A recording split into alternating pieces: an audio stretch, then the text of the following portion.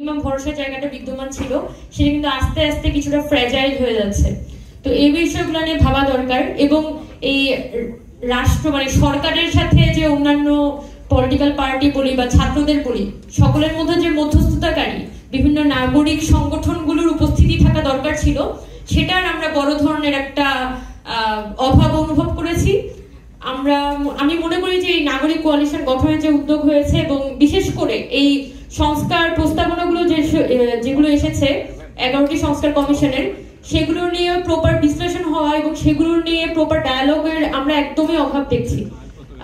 সেই জায়গায় যে নাগরিক কোয়ালিশন এসে এই উদ্যোগটা নিয়েছে এবং সংস্কার ভাবনা এবং রাষ্ট্রকে পুশ করা, রাজনৈতিক সংগঠনগুলোকে এনগেজ করা, সকলের কাছে পৌঁছানোর যে উদ্যোগটি গ্রহণ করেছে, সেটাকে আমি বিশেষভাবে সাধুবাদ জানাতে চাই এবং সময় উপযোগী উদ্যোগ হিসেবেই মনে করি। আমি খুব বেশি কথা বলবো না, এতটুকুই বলবো যে আমরা জুলাই আগস্টে যে অভ্যুত্থান দেখেছিলাম, সেই অভ্যুত্থানে জনগণ আসলে আমাদের রাষ্ট্রের তো একটা ক্যাপাসিটি থাকে, জনগণ আসলে রাষ্ট্রকে ছাপিয়ে চলে গিয়েছিল এবং রাষ্ট্রের ক্যাপাসিটিকে ছাড়িয়ে আমরা ছাত্র জনতা বহুদূর চলে গেছি। তো আস্তে আস্তে কিন্তু আমরা আমাদের নিজেদেরকে ওই যে থাকে না আসমান থেকে জমিনে নিয়ে আসছি,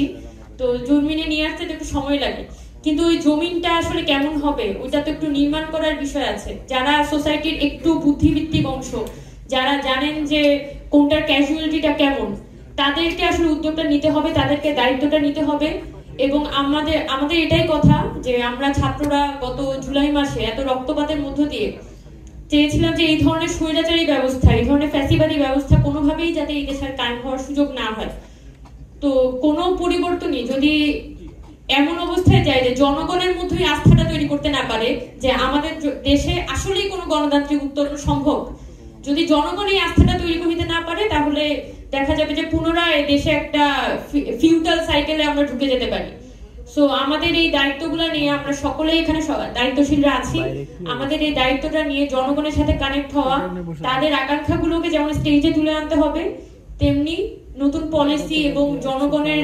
প্রয়োজনীয় পলিসিগুলো যাতে মাঠ পর্যায়ে সরকারি পর্যায়ে বাস্তবায়িত হতে পারে, সেই উদ্যোগগুলো আমাদেরকে নিতে হবে। তো আশা করি যে নাগরিক কোয়ালিশন এই জায়গায় একটা ভালো ভূমিকা পালন করবে এবং বর্তমান সময়ে আমরা খুবই একটা আনস্টেবল সিচুয়েশন পার করছি এবং আমরা আশা করি যে আমরা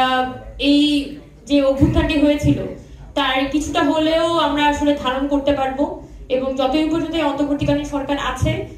দেশের জন্য যা প্রয়োজন, দেশের জন্য যে ধরনের উদ্যোগগুলো গ্রহণ করা প্রয়োজন, সেই উদ্যোগগুলো আমরা দেখতে পারবো। এটাই, খুব বেশি কথা বলবো না, ধন্যবাদ সবাইকে।